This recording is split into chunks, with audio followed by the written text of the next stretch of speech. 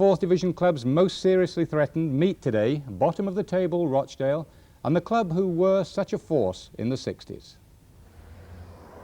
Burnley is one of football's historic 12 towns, the famous dozen who founded the Football League amid the prosperity of the Industrial Revolution. A century later, Burnley is threatened by a new revolution, automatic expulsion for the league's bottom club. Unthinkable for the Burnley who were champions in the 20s with a record sequence of 30 unbeaten games.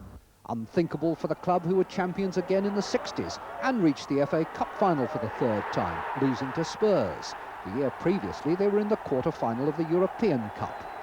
But the era of the big city clubs has seen Burnley decline, a slip through the division, decreasing gates, economies and cutbacks.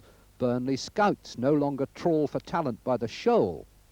More than 40 internationals have won caps while at Turf Moor, although more recent discoveries like Trevor Steven are sold before they mature.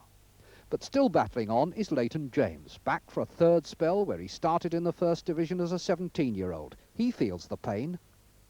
Well, very saddened, obviously. I think everybody that was a part of the club in its great days is deeply saddened.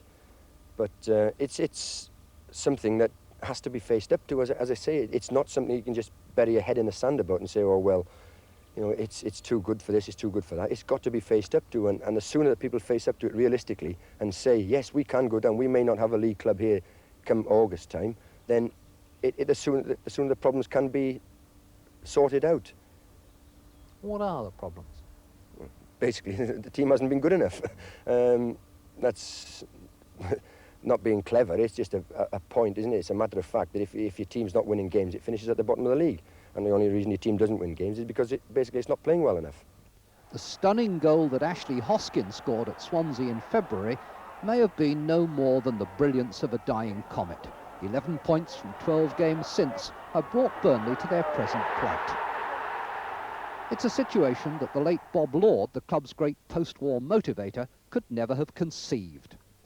Well, having had the privilege to be a player under Bob Lord, I regard him as the greatest football club chairman that ever lived. Obviously others would argue against that, but a purely personal opinion, he worked wonders to keep this club among the giants for so long, on gates of, what, 17 to 20,000, roughly. So anybody that can do that and keep the club solvent, then he knows his business, and he did a very, very good job at this club. It seems to have some kind of magnet for you. You've been away twice, come back twice, your third spell here now. What is it about Burnley that attracts you? It's a club I'll always be grateful to. They gave me my chance in professional football, and if in any small way I can pay them back, then I'll always be grateful to do that. It's just a club that is closest to my heart, really. Big Callum not giving him any room. Nice body swerve by James, good shot, and it's through! Willie Carrick misjudged it completely. Burnley coming forward again and again.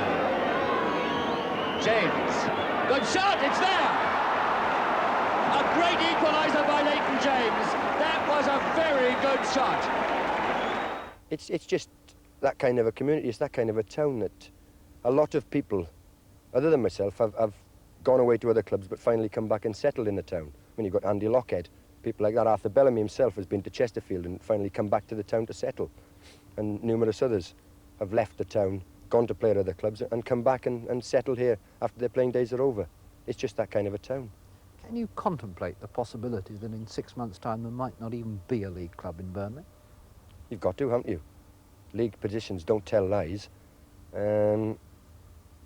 It's very easy for people to say, oh, you're too good to go down, you're too good for this, your ground's too good for that. That's not the point. The point is that we're at the bottom of the fourth division and we've got to do something very quickly to arrest the slide, and unless we do, then obviously it's a realistic point that we will play in a Vauxhall Conference next year if we don't do something about it. I mean, it's almost a kindness, isn't it, that Bob Lord isn't any longer with us to see this happen? He'll be there watching somewhere. I'm sure he will. I would think he'd be a very, very sad man at this moment in time. Deeply saddened, deeply hurt by what's happened to his club.